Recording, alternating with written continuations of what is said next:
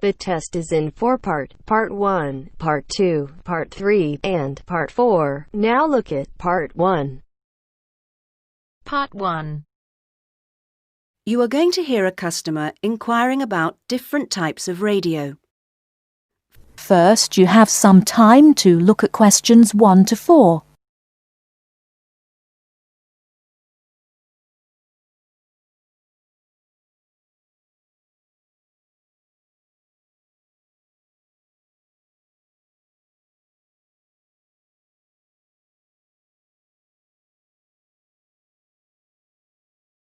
You should answer the questions as you listen, because you will not hear the recording a second time.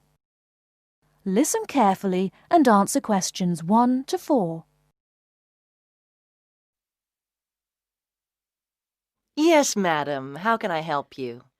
I want to buy a radio. It's a present for my daughter. One moment, madam.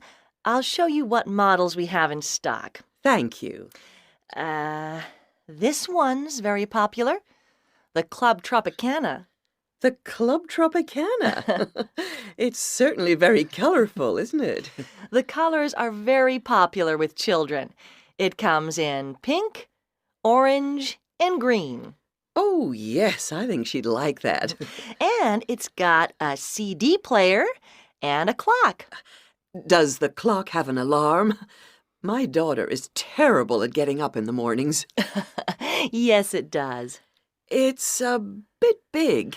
That's because it has 4 built-in speakers, madam. How much is it? Well, it usually retails at $59.99, but it's on special offer this week, so I could let you have it for $39.99. $39.99. Not bad. Anything else? Before you hear the rest of the conversation, you have some time to look at questions 5 to 10.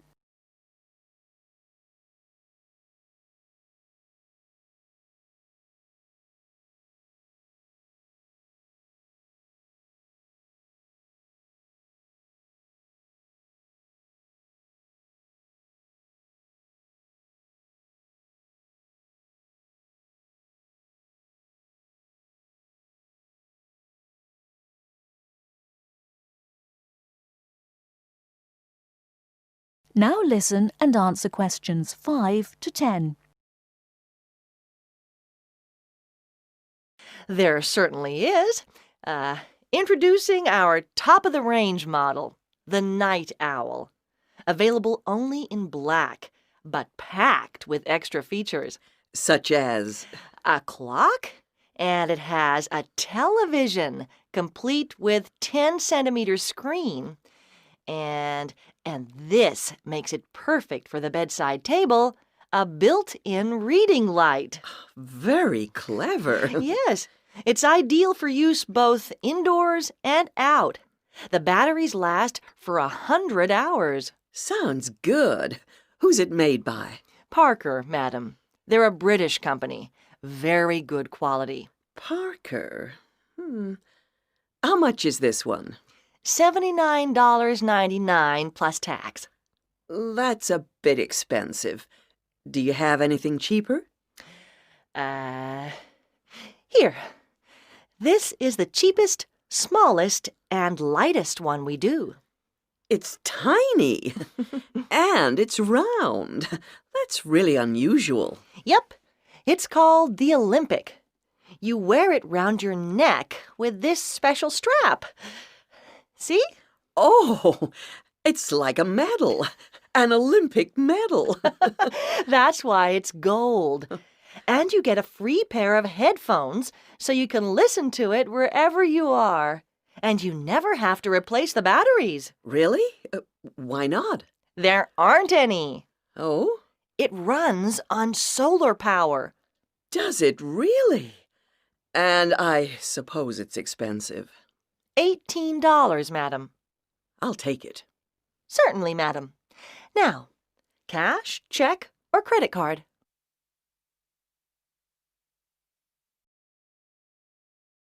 That is the end of Part 1.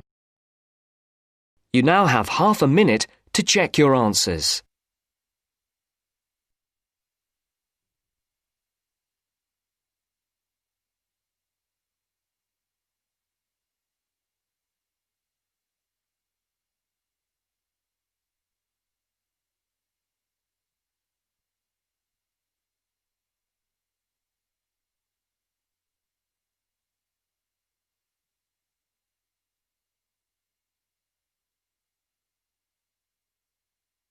Now turns to part 2. Part 2. You will hear two conversations. Are based on the following conversation. The answer should be appropriate to the content of this conversation. First, you have some time to look at questions 11 to 15.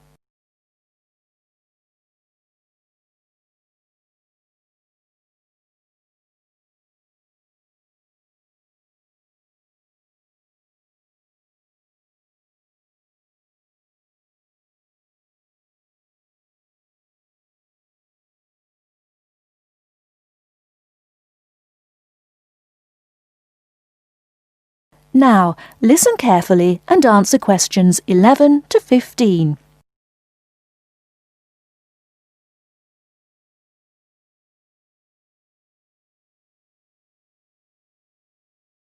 Oh, hi Dave. Long time no see. Hi, Maria. I just settled down. I thought I'd drop by. Come on in, take a seat. Would you like anything to drink? I have Sprite and orange juice. Sprite would be fine. Oh, so, how have you been? Oh, not bad. And you? Oh, I'm doing okay, but school has been really busy these days, and I haven't had time to relax. By the way, what's your major? Hotel management. Well, what do you want to do once you graduate? I haven't decided for sure, but I think I'd like to work for a hotel or travel agency in this area. How about you? Well, when I first started college, I wanted to major in French, but I realised I might have a hard time finding a job using the language, so I changed my major to computer science. With the right skills, landing a job in the computer industry shouldn't be too difficult. So, do you have a part-time job to support yourself through school? Well, fortunately for me, I received a 4-year academic scholarship that pays for all of my tuition and books. Wow, that's great. Yeah, how about you? Are you working your way through school? Yeah, I work 3 times a week at a restaurant near campus. Oh, what do you do there? I'm a cook. How do you like your job? It's okay. The other workers are friendly and the pay isn't bad.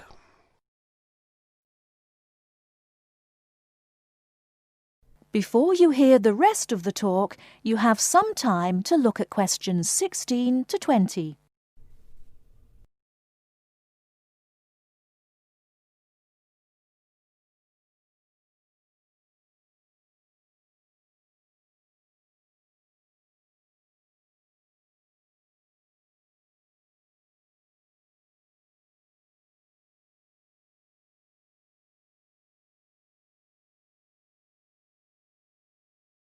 Now listen and answer questions 16 to 20. Several days later, Dave and Maria met on campus. So what do you want to do tomorrow? Well, let's look at this city guide here. Here's something interesting. Why don't we first visit the art museum in the morning? OK, I like that idea. And where do you want to have lunch? How about going to an Indian restaurant? The guide recommends one downtown, a few blocks from the museum. Now that sounds great. After that, what do you think about visiting the zoo? Well, it says here that there are some very unique animals not found anywhere else. Well, to tell the truth, I'm not really interested in going there. Yeah, why don't we go shopping instead? There are supposed to be some really nice places to pick up souvenirs. No, I don't think that's a good idea. We only have a few traveller's checks left, and I only have $50 left in cash. No problem. We can use your credit card to pay for my clothes. Oh no, I remember the last time you used my credit card for your purchases. Oh well, let's take the subway down to the seashore and walk along the beach. Now that sounds like a wonderful plan. That is the end of part 2. You now have half a minute to check your answers.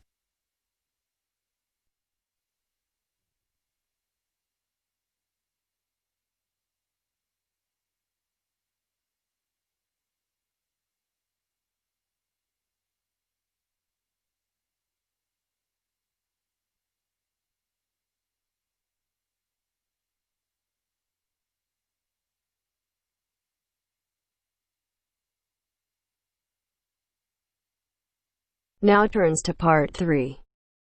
Part 3.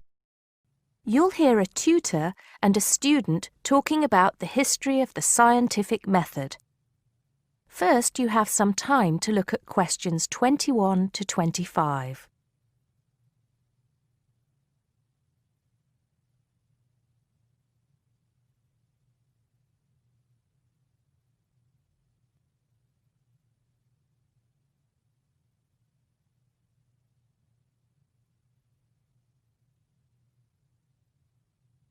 Now listen carefully and answer questions 21 to 25.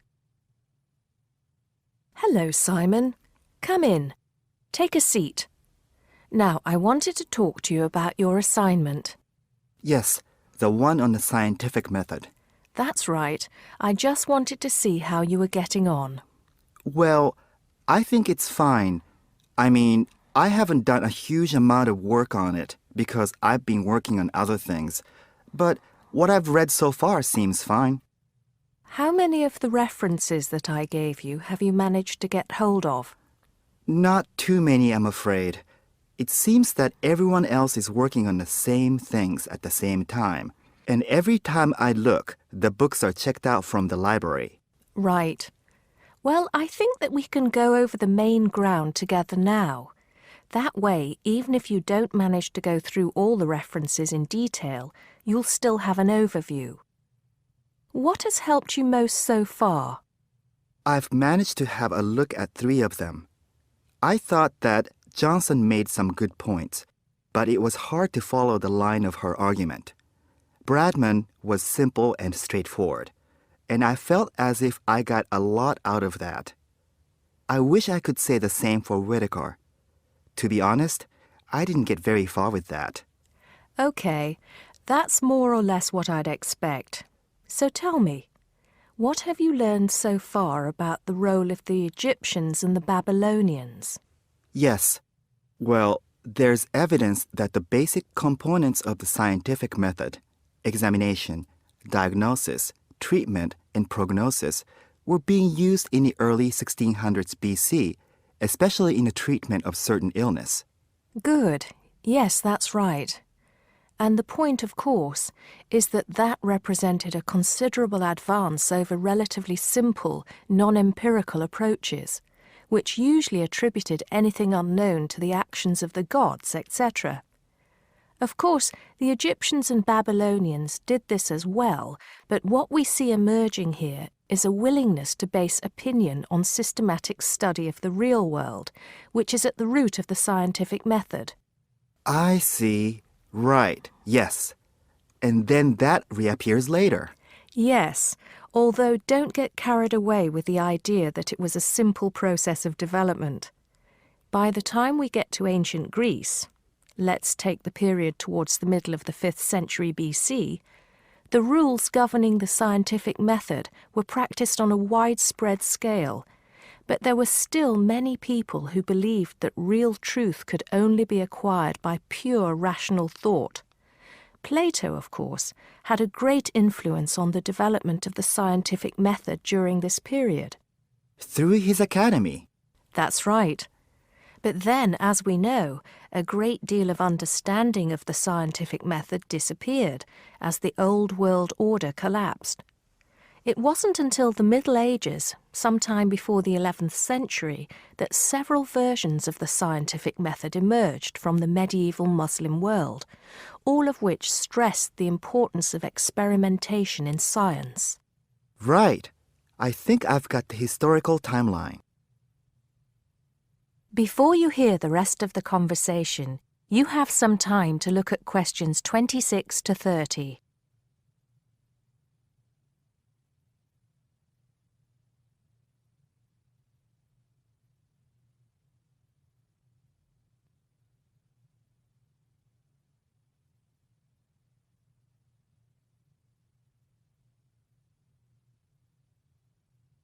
Now listen and answer questions 26 to 30. The other thing I'm struggling with slightly is actually pinning down precisely what we mean by the scientific method. I wonder if you could give me some pointers on that. Sure. Well, it's best to think of the scientific method as a series of steps in a process which allows us to find answers to questions about the world around us. So the first step is to identify the problem. What is it that you want to know or explain? And then I think the next step is designing an experiment. But you can't design an experiment unless you know what you want your experiment to tell you. Oh, yes. You need to form a hypothesis to be tested before you design the experiment. So there's a very clear relationship between hypothesis and experiment.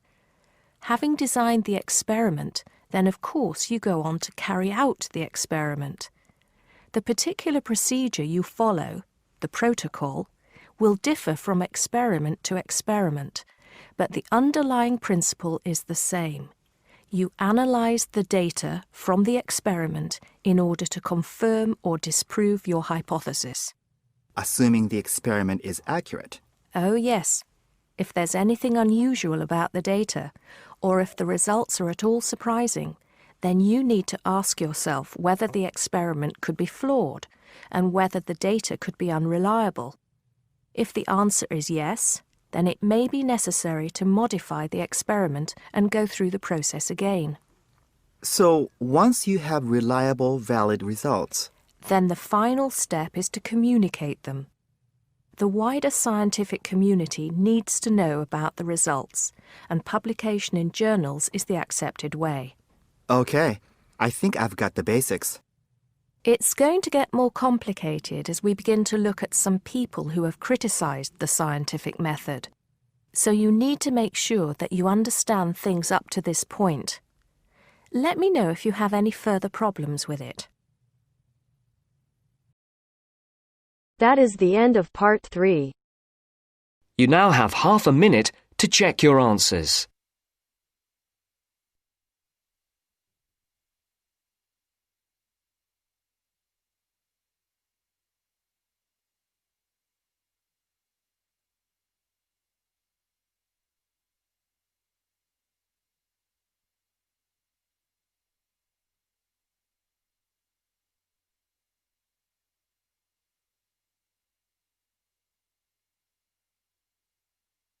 Now turns to part 4.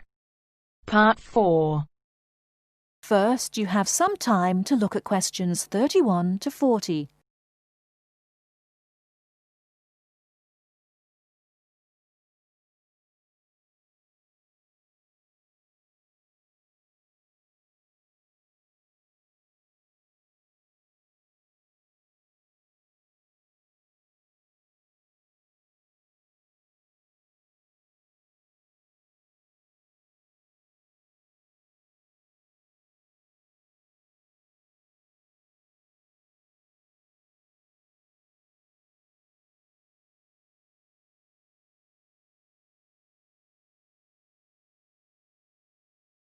Now listen carefully and answer questions 31 to 40. Hello and welcome. My name's Carolyn Tan. Just as there are a great number of different courses and places to study here, the teaching methods used and the skills you need will vary, depending on the subject you study and the college or university you attend. All courses vary, but most include some of the teaching methods I'm going to talk about today. Generally speaking, in some subjects, you will have timetabled classes for most of the week.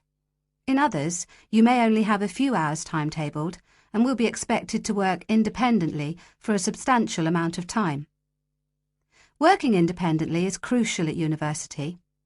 I'm going to go over the 3 main types of teaching method you will have here.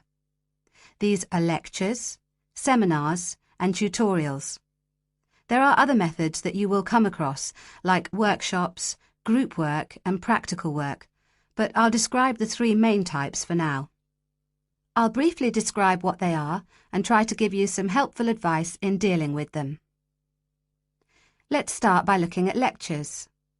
These are large classes, usually lasting around 1 hour, where a lecturer or tutor talks about a subject and the students take notes. On some courses, there can be over 100 students in a lecture. Unfortunately, there is usually little or no opportunity to ask questions during the lecture. Lectures are usually intended to do 3 things. Firstly, to guide you through the course by explaining the main points of a topic. Secondly, to introduce new topics for further study or debate. And thirdly, to give you the most up-to-date information that may not be included in textbooks. So as you can see, it's essential to go to lectures. Of course, you need to take notes in lectures. Remember, you don't need to write down everything the lecturer says. Try to concentrate on the main points and important details. Most lecturers use stories, examples, and even jokes to illustrate a point. And you shouldn't write these down. When you take notes in lectures, abbreviations and symbols for common words and terms can help you write faster. If there is something you don't understand, make a note to ask after the lecture or in a tutorial. Most students try to write up their notes after a lecture. It's a good idea to try to be organised. Keep your notes from your lectures in order in a file, but don't just file the notes away until your exams. Read through them regularly, as this will help you with your revision. It's really important to go over your lectures. As an international student, the lecturer will recognise that you may need more help in lectures and that you may want to record the lecture on a digital recorder. If you do want to do this, ask the lecturer's permission first. They will usually agree. Finally, don't worry if you find it difficult to understand the lecturer at first. This will get easier as you get used to their style and as your English improves. OK, that's enough about lectures. Let's have a look at seminars now. Seminars are smaller classes where students and a tutor discuss a topic, and they often last about the same time, if not longer than lectures. You will know in advance what the topic is, and the tutor will usually ask some students to prepare a short presentation for discussion. Seminars are usually meant to encourage debate about an issue. This means different opinions will be expressed by the tutor and students. The aim is not for students to be told the correct answer, but to understand different arguments and make judgments about them. This process helps you learn to analyse topics critically. Some international students find that seminars can be a bit frightening, especially if they're not used to this kind of teaching. Don't worry. Many other students feel the same at first. Participating actively in seminars is an important part of the learning process, so try to contribute, even if it seems difficult at first. It is best to do some reading before each seminar, so that you are familiar with the topic and can follow and contribute to the discussion. It may help you to make notes before the seminar of any points you would like to make. If you're having difficulty in seminars, discuss this with your tutor. And finally, I'll give you information on tutorials. Tutorials are meetings between a tutor and an individual student or small group of students. These usually last between 15 and 30 minutes. In a tutorial, the tutor will give you advice and guidance on a piece of work you are doing or a piece of work you have completed, or even a problem you may be having with a topic or with study methods. You should try to ask questions during tutorials about your work or about topics raised in lectures and seminars. Well, that's all for teaching methods. I'll go on now to talk about the different kinds of examination. That is the end of part 4. You now have half a minute to check your answers.